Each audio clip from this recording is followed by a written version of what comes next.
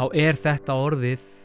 að pólitísku umræðuefni og ég gerir fastlega ráð fyrir að útlendingamál verði eitt af stórum málunum fyrir komandi kosningar. Og við erum bara svolítið í þeirri stöðu, myndi ég segja, sem eyja með þá bara loftlandamæri og sjólandamæri að við eigum að geta haft gott landamæri eftirlit á Íslandi. Við þurfum að spá og spekulera hvernig getum við verið með verndarkerfi hér sem að raun og veru þjónusta þeim hópi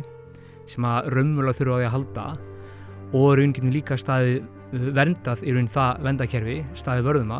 og hvernig getum við líka á skilvirkan og árangursríkan máta í raun afgreitt þessi tilhæfulausu umsóknir að taka vel utan um þetta fólk og koma því einmitt inn í samfélag og tryggja það að það finnist að tilheyra íslensku samfélagi og áreiti sem að lögreglumenn verða fyrir þetta gríðarlega erfitt starfsumhverfi og það getur náttúrulega líka leitt til þess að menn taki bara rangar ákvarðanir. Telurðu að rafvarnarvopn séu jákvæð þróun? Já, ég held það. Ég held að það sé fínt að hafa þann möguleika. Ég held að séu sóknarfæri varandi bara að skilvirkni og skipulagið sé betra hjá okkur bara innan Íslands. Ef við erum að tala til dæmis umsækjendur alþjóðlega vernd, og þegar koma á landamærin. Ég meina í þeim skilningi, ekki endilega þeim skilningi varandi eftirliti per se. Við vitum alveg hvað við þurfum að gera hérna á Íslandi til þess að standast Schengen úttekt. Við þurfum að vera með öflugt landamæraeftirlit á ytri landamærum ásamt mörgum öðrum skilyrðum og menntun og þjálfun sé fullnægjandi og fleira. Þannig og það dæmis embætti landamæradeildir ríkislögreglustjóra sem að sér samhæfingu þessum málaflokki, hún náttúrulega bara með ákveðna landsáætlun hvað þetta varðar. Þannig ég hef ekki mikla ágjör af því. Ég meira að tala þarna var ég bara að tala meira hvað getum við gert á landamærunum per se til þess að gera afgreiðsluna skilvirkari á umsækjendum alþjóðlega vernd. Og lögreglan náttúrulega, við förum bara eftir þeim reglum og lögum sem eru hverju sinni. Það okkar funksjón og það náttúrulega Útlendingastofnun sem að fer með þennan málaflokk. Þannig að við erum ekki í raun, við erum ekki að marka einhverja stefnu hvað þetta og það heldur ekki okkar hlutverk. En ég held að sé mikilvægt bara kannski fá að koma að þegar við erum að tala um útlendinga og útlendingamál, hvað erum við nákvæmlega að tala um? Erum við að tala um hvað að gerast á landamærunum? Erum við að tala um hæliskerfi okkar? Erum við að tala um erlenda ríkisborgara sem að búa á Íslandi vegna þess að orðræðan oft þannig að þessu öllu einhvern veginn hent bara í sama pott og þá hef ég mikla áhyggjur því að hér skapist einhver svona ákveðin útlendinga andúð á meðan að kannski að pirringur almennings snýr meira því að þeim finnst kerfið ekki vera nógu skilvirkt og ég segi það líka bara verandi ættleiddur sjálfur, verandi sonur innflytjenda. Mamma frá Skotlandi og pabbi frá Þýskalandi. Ég var ættleidd frá Tyrklandi og systir mín líka frá Tyrklandi og bróðir mín frá Indlandi.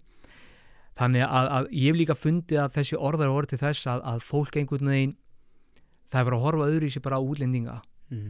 En við þurfum átt okkur því að útlendingar spila gríðarlega stórt hlutverk í bara hagvexti í þessum landi og uppbyggingu. Þannig að menn þurfa að vera með alveg á kristaltæru hvað eru að tala um hverju sinni. Algjörlega. Ég hjartanlega sammálaði þetta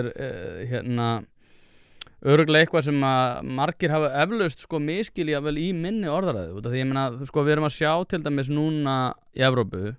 þá bara verða mjög óþægileg og varhugaverð þróun. Við erum að sjá gríðarlega mikla aukningu á því að lögregla sé að hafa afskipti af stórum hópum út af ákveðnum mótmælum. Við erum að sjá alþjóðlega glæpastarfsemi leika, ég ætla ekki að segja frjálst en þetta og það búin að vera teknir núna til eins og í Danmörku veit ég að það búið að vera að taka mjög hart á skipulegri glæpastarfsemi en hún samt mjög mikil og í Svíþjóð líka þar sem eru bara ákveðnir hópar sem að stjórna ákveðnum svæðum þess að í Stokkhólmi, Gautaborg og víðar og þar sem að þetta hefur í rauninni gert að verkum að það, ég sammálaður, það að verða ákveðin svona tortryggni á útlendinga og það sem ég hef verið að reyna að færa rök fyrir að ég held að skilvirkasta leiðin til þess að takast á við þetta einmitt að stimpil að útlendingar séu svona upp til hópa einhverjir glæpamenn einmitt að það verði komin á skilvirku kerfi til þess að sporna með alþjóðlegri glæpastarfsemi, þannig að útlendingar sem vissulega eru hérna og halda upp í samfélaginu stórum hluta verði ekki einhvers konar andlit afbrotamanna sem að verða í Evrópu. Sjáum til mér bara í Bretlandi þar sem að Nigel Farage bara að tala um það að hann ætla að vera í samstarfi með Marine Le Pen það að koma fólki sem að kannski hefur ekkert brotið af sér úr landi út af því að þeir eru ákveðnum trúum og ákveðnum hópum. Og mér finnst þetta vera stórkostlega einkennileg þróun. Ég sé það sko þegar ég er að birta ýmsa hluti á Twitter og svona og það algjör skítalar að læka hjá mér og þetta sama svona eins og Sam Harris hefur ótrúlega mikið verið að fjalla þar sem hann gerir sér alveg grein fyrir þegar hann er að tala ákveð svona varhugaverð tekt sem til dæmis að eiga sér staði með Austurlöndum að þá veit hann alveg að það eru skítalar að fara að segja já nákvæmlega, við erum sami gaurinn. Og ég held einmitt, og eins og þú segir sko, þú veist, verandi ættleitur og maður vill sporna við þessari þróun, það er svo mikið útlendingar sem er að gera svo ótrúlega vel. Og ég hef komið með þá hugmynd, þú kannski bara bera hana fyrir þig, að til dæmis að við ættum að vera með þannig kerfi að við séum mjög opin fyrir því að fá útlendinga, en að þeir útlendingar sem að brjóta af sér verði vísað úr landinu með miklu, að lægri þröskuld heldur en raun ber vitni. Og ég hef svona verið að bera þetta fram og ég held að þetta myndi líka losa rosalega mikið af þeirri spennu sem hefur myndast því að við erum smituð af þeirri umræðu sem hefur verið núna í Evrópu. Maður sér alveg það er að vera að endurbirta myndbönd sem er kannski eiga sér stað og kannski gömul myndbönd jáfnvel frá Bretlandi eða í Frakklandi eða eitthvað fleira tvímlíkt. En það er raunveruleg staða og vond staða í Frakklandi, til og með sérstaklega Suður Frakklandi, þar sem bara sumir tala ekki hvorki frönsku né ensku og ég meina það leiðir örugglega til ákveðins ágreinings óhjákvæmilega. En hvernig, þú veist, þegar þú heyrir svona hugleiðingar, hvernig finnst þið það? Til dæmis eins og með það að bara grípa það að þeir glæpamenn og sérstaklega glæpahópar séu teknir kannski föstar í tókum. Ég held klálega að stíga fast niður varandi skipulagða brotastarfsemi og þá einstaklingar sem að við vitum að eru með tengingar við brotastarfsemi. Þar er ég alveg sammálaður. En ég held sko, veist, eins og líka og talar útlendinga, eru að tala EES-borga, eru að tala þriðríkisborgara og veist, staða þeirra er sterkari þeirra sem eru á EES heldur en þeirra sem eru ekki þá tilheyra EES eða EFTA. En sko, ef við skoðum aðeins eins og í Norðurlöndunum og hvað er búið að gerast þar og það kannski kemur líka inn í umræðuna sko fólk sem að fær stöðu á Íslandi að af hverju viljum standa vörð verndarkerfið. Það er ekki nóg bara að þú fáir alþjóðlega vernd. Það þarf einhvern veginn líka að koma inn í kerfið, inn í samfélagið. Það skiptir rosa miklu máli. Þess að ég sé að fólk sem að kemur hingað og fær að vera hér, að þetta er bara fjárfesting. Við viljum fjárfesta í þessu fólki svo það geti skila afsetið samfélagsins setna meir. Og það er kannski erfitt fyrir það sem að koma að fá stöðu á Íslandi og kunna ekki málið og alltaf einhvern veginn vera aðeins að ströggla, en börnin þeirra, þau munu að læra tungumálið, þau munu vonandi komast inn í samfélagið og þau munu skila af sér. Þannig að það sem hefur gerst í nágrannalöndunum er einmitt að það hefur heldur ekki gengið að aðlaga þessu fólki að samfélaginu. Og ég er ekki tilbúin að segja hér nú, já það er bara eins og þetta fólk kemur hingað með sína menningu og með sína siði og það bara vill ekki aðlagast vestrænu lífi. Alls ekki. Ég held að við þurfum að passa vel upp á það að taka vel utan um þetta fólk og koma þeim inn í samfélag og tryggja það að það finnist að tilheyra íslensku samfélagi. Vegna sem leið og fara að útskúfa þetta fólk, þá ferur líka að búa til önnur samfélag inn í samfélaginu og þá ertu komið vandamál. Þannig við getum lært rosalega mikið af til dæmis Svíum með hvernig við viljum gera hlutina og hvað við viljum passa upp á. Þannig að ég held að það skiptir líka máli inn í umræðuna með þau tölum bara útlendinga og að þeir aðlaga í samfélaginu og getur bara blómstra hér. Þannig að og mér sé sagði það bara eins og foreldrar mínir, þau lærðu málið og mamma vann sem hjúkrunarfræðingur og pabbi var í frystihúsinu og hafa alltaf talað svona bjagað íslensku en þau gera sér skiljanlega og þau voru hluti af samfélaginu Húsavík og eru ennþá í dag skilur og það er náttúrulega ólst ég upp.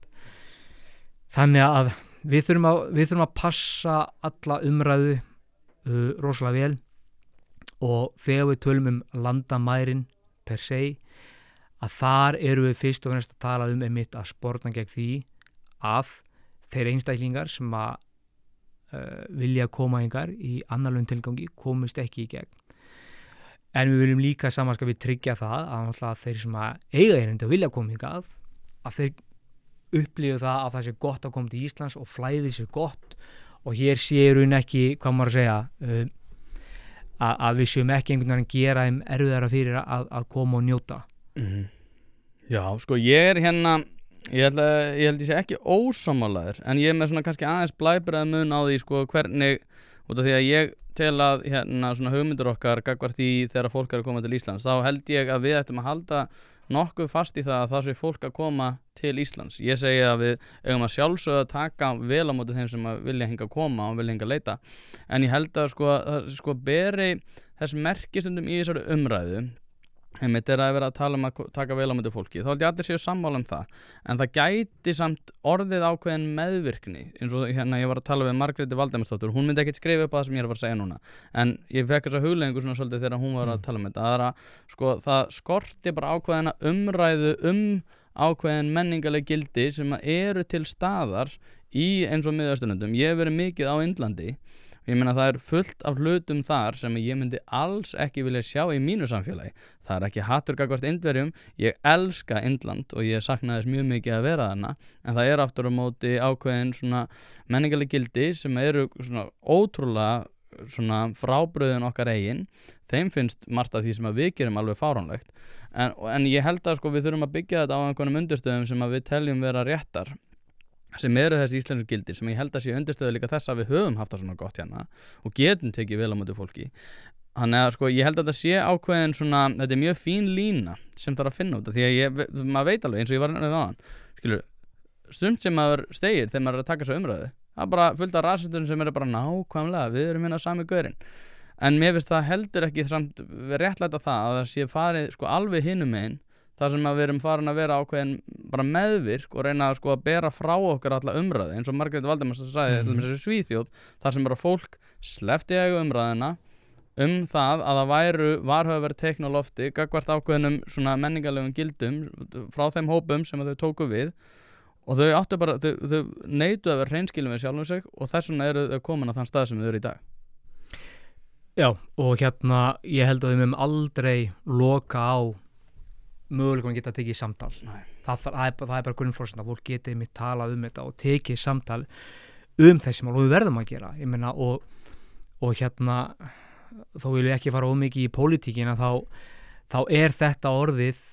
að pólitísku umræðuefni og ég gerir fastlega ráð fyrir að útlendingamál verði eitt af stórum málunum fyrir komandi kosningar. Hver afstaða, hvar standa flokkarnir og hvernig vilja menn sjá að við tökum á þessu málaflokki. Þannig að ég er algjörlega sammála því, en er líka eðlilegt ætlast þess að þeir sem að koma hingað og þeir koma hingað á Leifsstöð eða ætla að setja stað á Íslandi, að þeir gefi algjörlega upp sín gildi og sína menningu. Er það raunhæf krafa? Af þess að Íslendingar, við förum erlendis og við höldum okkar þorrablót og við viljum hafa okkar siði, þú veist. Já. Þannig að sko Erik Weinstein er með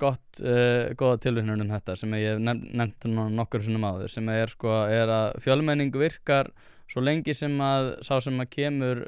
krefst þess ekki að keyra á vitlausum vegarhelming, og það er svolítið þetta sem að mér finnst við þurfa að ræða út af því að sjálfsögðu erum við ekki að tala mismunandi matarmenningu, við erum ekki að tala jú, það er einhverjir sem að tala að sko mismunandi trúarbrögð séu iðkuð heima hjá einhverjum og eitthvað tímvíkt og það er sama, whatever, það er alveg skítalar hana. Sko, ég held að svona menningarlegu gildin eru bara ákveðið til dæmis viðhorf gagnvart konum, viðhorf gagnvart samkynhneigðum, viðhorf gagnvart ýmsum hópum sem að sko margir í Evrópu neituðu einfaldlega að taka umræðu og hérna er maður sem heitir Konstantin Kissin sem að er einmitt líka, ég held að nei rætur sinna að rekja til Miðausturlanda, hann er samt uppáflega Rússi og hann hefur einmitt fjallað þetta, þar sem að hann segir sko að vandamáli til dæmis við það að núna við séum að sjá mjög varhugaverð pólitísk teikn, út af þú nefndi það, er að ábyrgir hægri flokkar neituð að hlusta á áhyggjur kjósenda og ég held að það sé langstærsti hlutin í þessu, ég held að áhyggjur kjósenda þurfi að verða sko, út af því að ef allir bara neita að tala um þetta og allir neita einhvers konar umræður það og allir sé einhvern veginn barðir niður fyrir það að vera einhvern veginn með lélega mann og eitthvað fleira tvíumlíkt að þá verður andsvar þess öfgafyllsti aðilinn hinum einn bara undir þeim formerkjum að hann er svo eini sem að segist vera tilbúin til þess að sko ekki bara ræða heldur líka fara í ákveðnar aðgerðir og þannig færðu Geert Wilders, þannig færðu Nigel Farage, þannig færðu Marine Le Pen, þannig færðu þessa aðila til þess einmitt að fara í og skilurðu og svo það líka bara ákveðin eftirspurn sem myndast, ég meina af hverju þegar Nigel Farage bara segist alltaf að fara að ganga lengra og lengra og lengra þegar Marine Le Pen segist alltaf bara að fara að loka Moskvu ganga lengra og lengra og lengra hækkar skilur þannig að þetta er líka það ég meina pólitíkur sem horfa bara á þetta heyrðu, ok, ef ég bara tala með öfgafyllri hætti þá fæ ég bara betri kosningu þannig að hvað gera þér? Tala með öfgafyllri hætti svo þegar þau komast til valda þá allt í einu núna ætli ég fari ekki bara að framkvæma þetta en ef ég man rétt þá held ég að Nigel Farage og Brexit hafi það snýrist eiginlega allt það var eiginlega allt þetta, já að finna einhverja grílu og kenna þá allt saman eins og Bretland hafi ekki haft nein vandamál áður en að það var fjölmenning þar og það hefur verið fjölmenning lengi í Bretland gamalt nýlenduveldi og þannig að það hefur verið í bresku samfélagi og gengi held ég bara svona heilt yfir þokkanlega en það er enn aftur það er kannski afgreiðsla og umsækjendur alþjóðlega vernd sem hefur verið á sett á skilur mikla pressu á breska kerfið og sama sem við erum að sjá náttúrulega bara í Evrópu og þá ertu að tala bara hvernig getum við afgreitt hælismálin, hvað getum við gert þar og þar hefur Evrópusambandið náttúrulega reynt að stíga inn og tekið skiluru stígi fasta niður að styrkja ytri landamærin til dæmis og þá fyrst og snýra náttúrulega bara landlandamærunum sem hafa verið fyrir botni Miðjarðarhafs og svo náttúrulega sáum við náttúrulega með stríði í Úkraínu að það var allt öðruvísi það var öðruvísi tekja móti Úkrænumönnum en Sýrlendingum skilur, og það er ekki lendamál þá voru einhvern veginn allir tilbúin að aðstoða og vera með sveigjanleika og maður spyr sér ekki hvers vegna var það Já, það er bara út af því að ég meina, ef einhver myndi segja sem þú veist á svona hægri á þeim einn, segja bara, heyrðu eða svona Viktor Orbán, bara heyrðu það er bara auðveldar að taka móti þessu fólki ég meina, þetta er fólk sem er bara hægt að þetta er plug and play fólk svo við notum þá samlíkingu, þetta er bara fólk sem gengur inn í samfélagi, við þurfum ekki að hafa ágjörði það byrjar bara að vinna, við þurfum ekki að hafa ágjörði og það bara samlaðast, við þurfum ekki að samlaðast aðlaðu að þeim gildum sem við erum með nú þegar þannig að skilur að sjálfsögðu, ég meina ef ég myndi flytja til Sádi-Arabíu og ég meina það var eitthvað Íslendingasamfélag, þá myndi ég sjálfsögðu fara þangað ef það var eitthvað Evrópusamfélag í Sádi-Arabíu og ég var að flýja þangað, þá myndi ég bara fara í Evrópusamfélagi þannig að þetta er svona og þetta er eins og þú segir skilur með það sé ekki neinn leyndamál að við tökum öðruvís á móti hópum en það er kannski bara því að við þurfum kannski að viðurkenna fyrir okkur að það er auðveldar að taka móti fólki frá ákveðnum frá Evrópu heldur en kannski frá Miðausturlöndum og það er bara kannski leiðilegt að segja það en mér finnst því svona það væri stórkostlega einkennilegt ef að fólk til dæmis frá Miðausturlöndum væri ekki fljótara að aðlagast nýjum heimakynnum í Miðausturlöndum heldur en til dæmis eins og fyrir mig fattaru Jú, ég myndi segja að